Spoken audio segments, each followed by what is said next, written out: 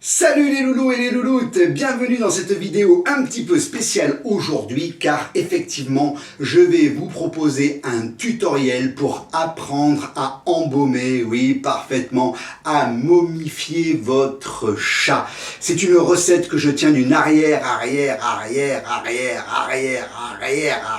grand-mère égyptienne qui elle-même la tenait de son arrière-grand-mère,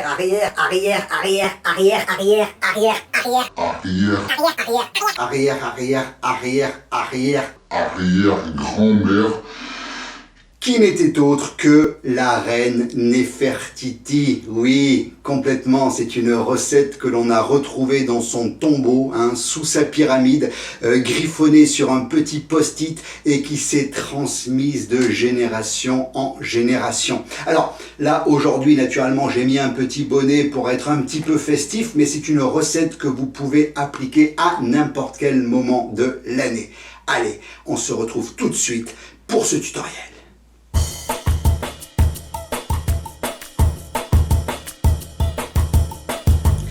Pour embaumer votre chat correctement, de quoi avez-vous besoin? Eh bien, il vous faudra un petit bouquet garni, comme ceci, d'herbes de Provence. Alors, ça n'est absolument pas obligatoire, mais c'est pour rehausser un petit peu voilà, le passage dans l'au-delà. Il vous faudra surtout, et ça c'est impératif, du sel.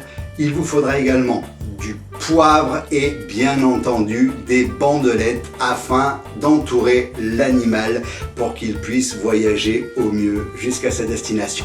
Il vous faudra également naturellement un chat. Et le chat... Aspara Gustave, viens. Oh, putain, il est où ce con de chat? Viens ici. Gus, viens ici. Et voici donc le fameux animal en question que nous allons embaumer, le chat. Parfaitement. Dominique, tu peux venir m'aider à faire le tutoriel, s'il te plaît? Non, j'ai vraiment pas le temps là, je suis en train d'éplucher les huîtres pour le réveillon. Ok, bon, on va se débrouiller. Alors, le chat, donc, se présente comme ceci. En l'occurrence, il suffit de le poser ici. Et la première opération va consister à lui mettre le bouquet garni au niveau de, comment dire, voilà, par cette partie-là, de façon à ce qu'il puisse le garder avec lui. Allez, Gus, viens ici. Gus, viens ici. Arrête. Gus, viens ici.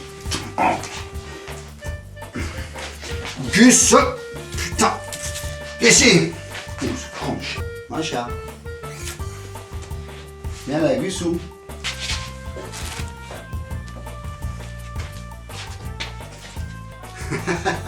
Voilà, il est de retour. L'opération a été faite hors cadre pour faciliter un petit peu les choses parce que visiblement le Roukmout là il lui met de la mauvaise volonté, il n'était pas super d'accord pour le bouquet garni, mais une fois qu'il y est, d'accord, arrête, arrête. Tiens, alors. Notre deuxième opération va consister à saler le chat. Bref, voyez, hop, on met un petit peu de déchets. Et voilà, alors ça se voit pas très bien sur les images comme ça, je vous montre. Mais voilà, là, le chat a été salé dans les meilleures conditions possibles. Deuxième opération, il faut maintenant poivrer le chat qui se régale avec sa... Gus, viens. Sacré asparagus. Viens ici, Gustave. Donc le chat à présent a été poivré pour son voyage dans l'au-delà, il est quasiment prêt. Mais j'ai envie avant tout de faire un bon mot. Néfertiti et gros minet. Mais c'est nul. Non, c'est pas nul. Non, mais pourquoi? De suite, vas-y, fais-en des blagues toi. Et voilà.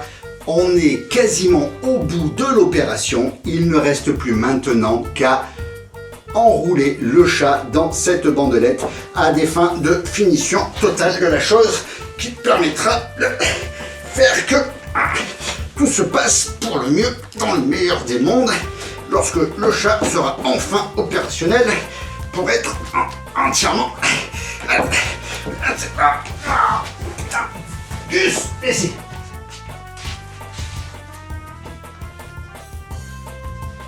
Bon ben voilà, je sais pas, il y a certainement un truc qui devait manquer sur la recette. Pourtant j'ai tout suivi à la lettre. Je vois vraiment pas ce que ça peut être. Je crois qu'accessoirement, le chat doit être mort, hein? Comment ça, il faut qu'il soit mort le chat? Bah oui. Évidemment qu'il faut qu'il soit mort. T'es sûr? Gus.